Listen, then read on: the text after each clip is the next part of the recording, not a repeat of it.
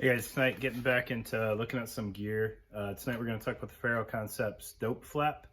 If you guys haven't seen this thing yet, which is kind of hard to believe, it's kind of the Ferro answer to the Spiritus Microfight.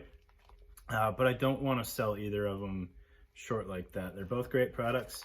So we'll get this down on the table and kind of compare the two and look at both of them and then dive into some of the benefits this thing has.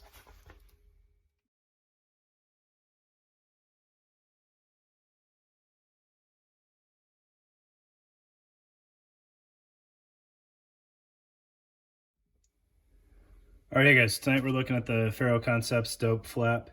We've got our sweet T-Block Llama from Monkey Collective looking over the video tonight, keeping us honest. All right, so the Ferro Dope Flap has been compared to the Spiritus Microfight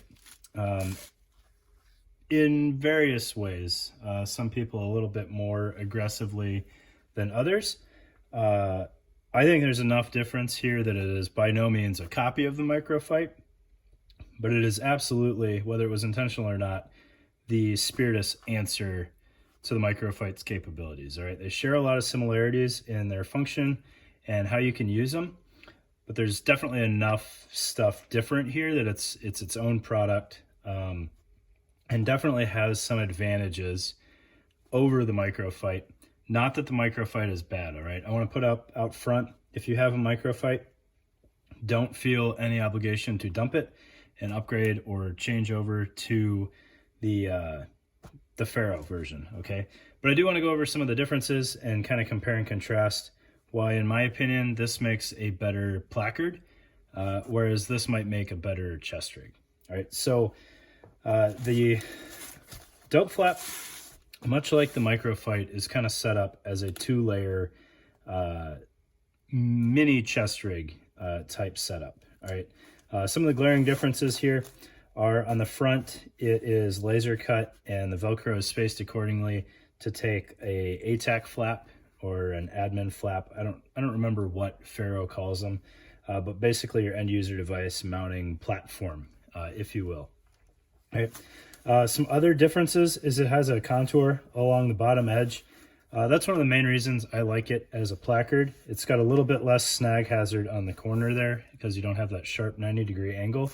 It also has no built-in capability to accept side release buckles like the Microfight does.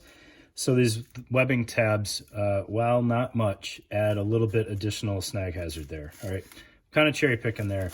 But as a straight placard, I think it works a little bit better. To contrast that, as a placard, I'm not a huge fan of G-hooks, so that's something that the Microfight definitely has going for it by using the side release buckles. G-hooks are definitely more low profile, and they can stay out of the way a lot better. However, they behave kind of goofy depending on how much load you have on them. Sometimes they can work their way out of whatever is anchoring them in place. So that's definitely something to balance when you're looking at the G-hooks versus side release buckles. Right. One of the cool things though, or in my mind, one of the things that makes it a little bit more capable is the way it's configured internally. So the division between the front and the back comes from this Tegris panel here, right, which will pop out. So without this internal divider there, you just have this one massive pocket here. So I think internal volume, it's actually got the Microfight beat with respect to how much it could possibly hold. Some of that comes from being physically bigger. It's about 1 inch wider than the Microfight. So there's more potential for bulk, for volume there and capacity. But that internal divider, if you don't need it for whatever reason, if you just wanted like a purely GP type pocket, there's more room in the Dope Flap. All right. I should mention up front also the Velcro is configured differently. So it has loop on the internal back face and hook on the internal front face. My Microfight is older, so I might be wrong on this, but I believe all current Microfights have loop front and back on the front pocket. So the microphytes are kind of streamlined, or simplified, I should say, in that any inserts that you put in here should be hook and hook on both sides. And that gives you the ability to have a truly ambidextrous insert if you had something like 2 M4 mags and a pistol mag, or 2 M4 mags, 2 pistol mags, I think would fit. You could just flip that around based on right or left-handed and where you want your pistol mags. So it makes like aftermarket support a little bit more streamlined.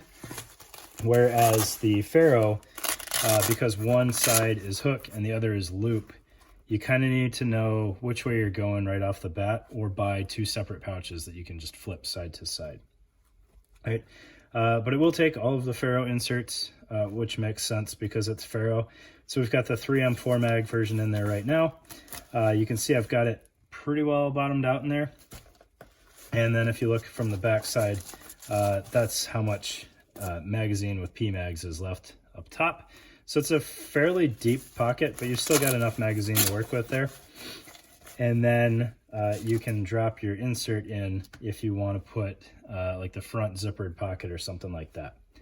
What I will say Ferro has done an exceptional job on is listing all of the different configurations that you can use with the D.O.P.E flap. So for instance, when I went to buy this, I thought it was pretty cool that it'll fit 3 308 mags, because having you can't do that with the microphyte.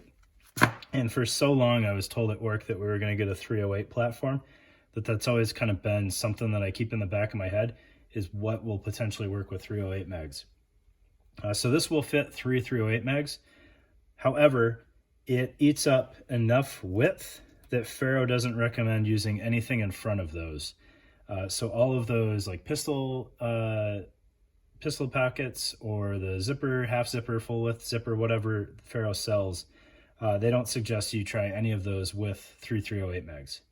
With 3 M4 mags though, because your width isn't eaten up, you have this nice volume up front, so you can drop in your Tegris divider, and then you can put in whatever pockets you want up front, which again, they break those down. So I think they have a 1/2 or 2/3 zippered insert, and then they've got the 2 pistol mag, I think they call them turnover pockets, that you can put in there. But they spell out all of the possibilities, to include not having mags in the back, but having a full width zipper and then stuff in the front, which I think is pretty cool. That way you don't misjudge the capabilities and spend a bunch of money on inserts that are not going to work. So that is pretty slick on their part. I'm also a big fan of the Tegris divider.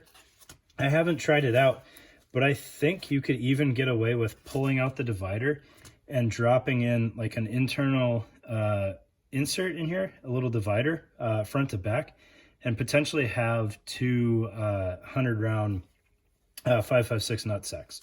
I think that would fit. I'm not 100% sure because I don't have belted 5.56 ammo to give that a try with. All right. Additionally, I don't think it's really fair to look at this without talking about the Ferro chesty rig, which I have hanging up back here. So because the D.O.P.E flap doesn't have any capability to have side release buckles on it, or side buckles of any form like the microphyte, if you want to use it as a chest rig, you're going to have to get the Ferro chesty rig panel, which I believe comes in a standard and then a wide configuration. I just have the standard configuration, but you can see that the buckles are organic to the chesty rig versus the placard. Right? It makes it a little bit redundant if you're trying to do something like expander wings or something, but that's not really a thing with the Ferro family because they make this in the wide version.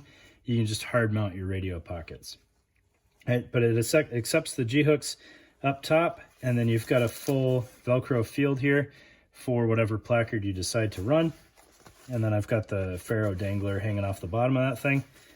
And then the back side has some laser cut options for some tourniquet retainers or whatever other elastic craft you want to do there. Right? So I think all told, it's a really, really nice family of products that work well. I kind of like the way the placard is just a placard until you put it on the chest rig platform. But it's really 6 in one hand, half dozen in the other. And I definitely don't want to sell either of these things short by just making it a comparison between the two. They're two unique products that fill different roles. If M4 mags or subgun mags are all you're ever going to want, there's nothing wrong with a microfight as a placard. If the potential for 308 mags pops up, dope flap might be something that you want to look at. But again, keep in mind, you're not going to have that front portion when you put the 308 mags. However, you could still, in theory, run the EUD mounting platform there. So you've got that availability. All right. Hopefully that answered any questions you guys have on the dope. I apologize. I don't have more of the internal pieces. When I bought it, I wasn't really sure how I wanted to use it, and I haven't played around with it enough to know yet. I'm not a huge fan of the standard 2 pistol mags on my placard kind of thing. So I think I might just get the full length zippered insert and see how that works. But it is a pretty cool product. I'm a big fan. I think the cost is pretty competitive with other options that are out there. So hopefully that helped you guys out. Appreciate your time. Thanks.